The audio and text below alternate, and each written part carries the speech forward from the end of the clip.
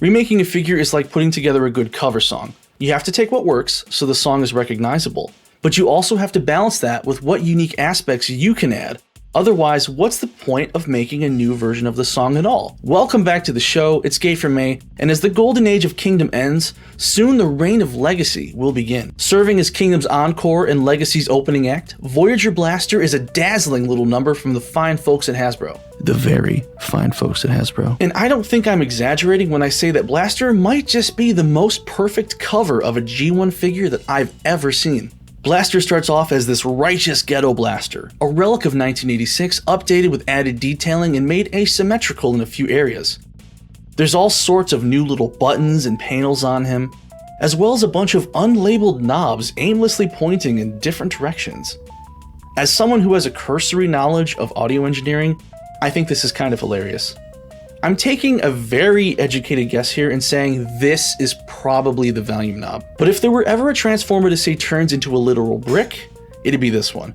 He doesn't really do anything besides capitalizing on the toy's main gimmick of deploying and storing eject. Fat pitches, that's what you see. Well, he does actually have articulation though, since the handle can move up and down, and the rifle even has a dedicated storage spot on the back. He's lost a few of the finer details, specifically the on and off switch and the labels for the buttons and the headphone jack. There's simply no room for such text due to the size discrepancy. Oh Jesus, I forgot how big G1 Blaster was. Somewhat outdated in terms of alternate mode choice, and it's not quite 86 level of accurate.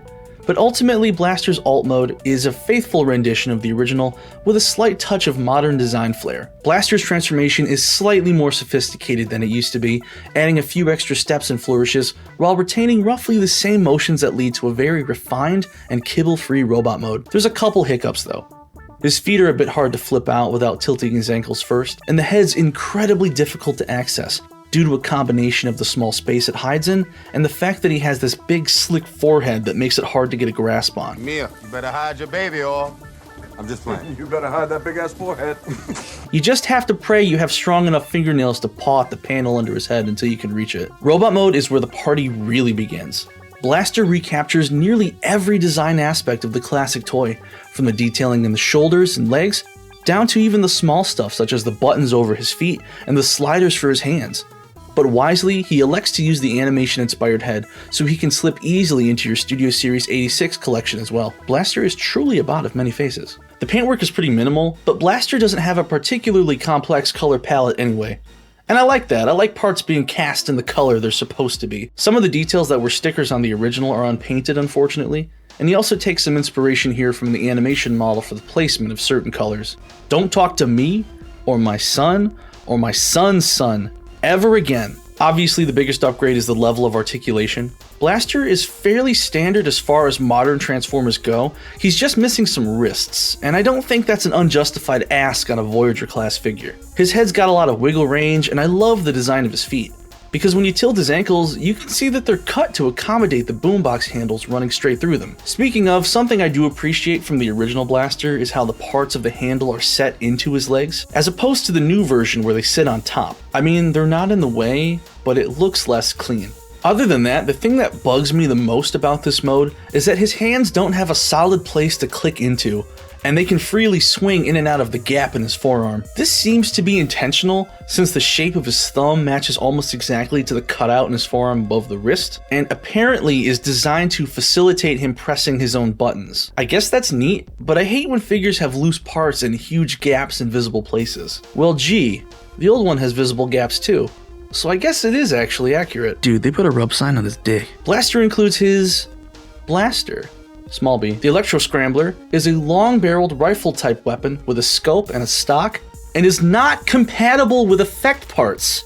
Don't sell these if you're not gonna make weapons that can use them. Since he is technically a legacy figure, Blaster also includes his son, Eject, in lieu of an Energon weapon. Eject converts from an icy blue microcassette to a Minicon in an almost miniaturized version of Blaster's transformation. He actually looks like a microcassette too, the holes of which being represented with 5mm ports. He doesn't include any accessories of his own, but he's quite posable. I'm mostly just happy to see him because until the Netflix multipack, Soundwave didn't come with any cassettes for his Siege mold. Eject is built different though.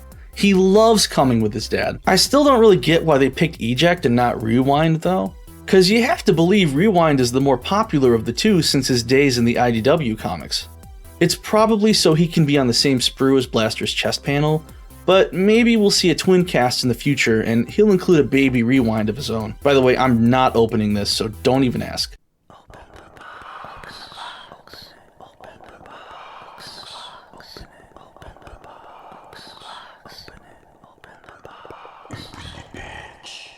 Stop. No. Blaster is interesting because he's about as direct of a modernization of the original toy as you can get.